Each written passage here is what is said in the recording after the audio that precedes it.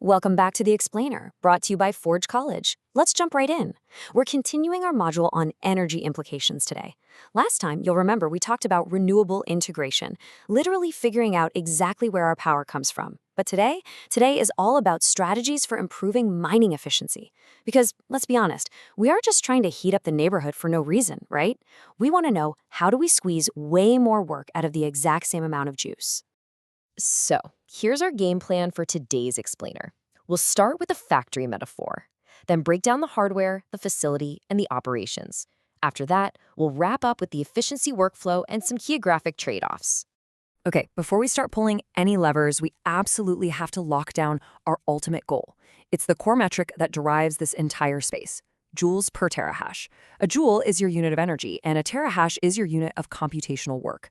Think of it, kind of like the gas mileage for your mining operation. You wouldn't drive a massive Hummer just to deliver a single pizza, right? Same logic applies here. You do not want a high joule per terahash ratio. The lower we can get this number, the better our efficiency.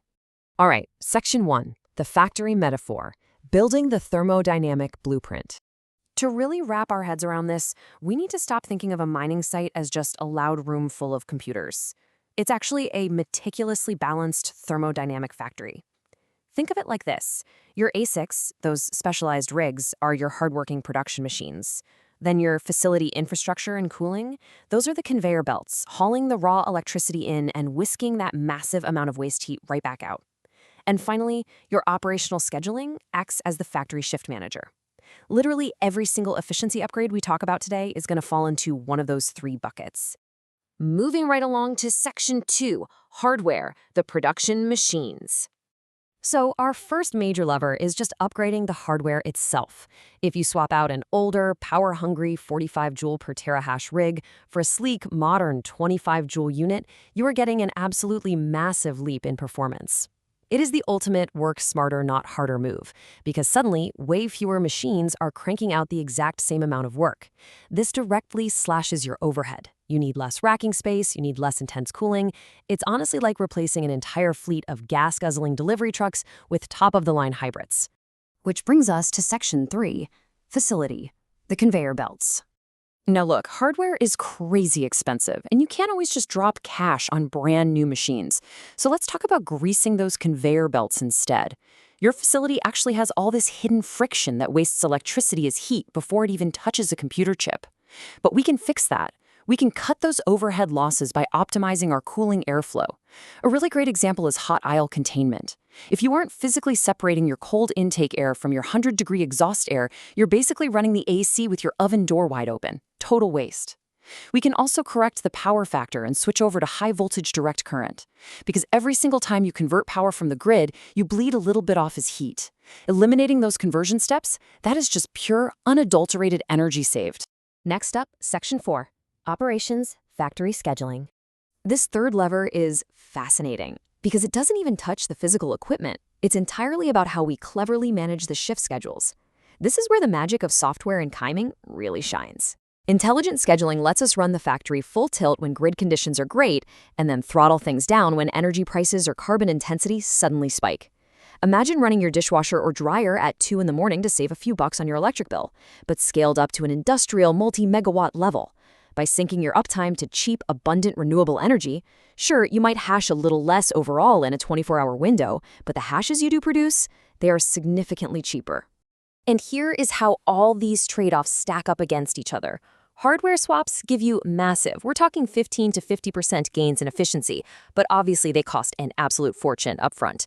On the flip side, facility engineering, like that cooling optimization and high-voltage DC we talked about, that gives us smaller, compounding wins, usually shaving overhead by 3 to 20%. And workload scheduling, that requires almost zero capital to pull off, which makes it incredibly powerful depending on where exactly your site is located. All right, Section 5, the efficiency workflow from blueprint to practice. So the real question is, how do you actually roll out these upgrades in the real world without completely blowing a fuse? Well, you definitely don't just guess. You follow a very strict 6-step workflow. You've got to start with baseline measurements of your site's power flow, because hey, if you aren't measuring it, you can't improve it, period. From there, you move into targeted diagnostics to pinpoint exactly where the power is leaking. Then, you rank your candidate solutions based on cost and impact. And this next part is absolutely crucial. You have to run a small pilot test. Testing a crazy theory on 10 machines is smart. Testing it live on 10,000 machines is a total disaster waiting to happen. Once your pilot is a success, you measure your new benchmarks, and finally, you scale the whole thing up, making sure your energy contracts perfectly align with your new operating reality. Let's move to our final section, number 6. Geographic trade-offs, location dictates logic. As we touched on in our last lesson, these strategies are definitely not one size fits all. Your specific geography heavily dictates which of these efficiency levers you need to pull first. Comparing a remote hydro site to a suburban solar site paints this picture perfectly. Let's say you're operating scenario A, a remote hydro plant. You've got steady, cheap baseload power and naturally freezing mountain air. Your biggest win there? Just buying better machines. You really don't need to overthink your scheduling because the water is literally always flowing. But if you're looking at scenario B, a suburban solar site where power prices are swinging wildly between sunny afternoons and dark nights, you win by cleverly scheduling your operations around the sun. Make sense, right? The solar site desperately needs operational flexibility, while the hydro site really just needs better hardware. To sum it all up, achieving true thermodynamic efficiency isn't just about throwing money at the newest gear. It requires coordinated action across 3 domains. It's this beautifully coordinated dance across your hardware, your facility design, and your smart operational timing.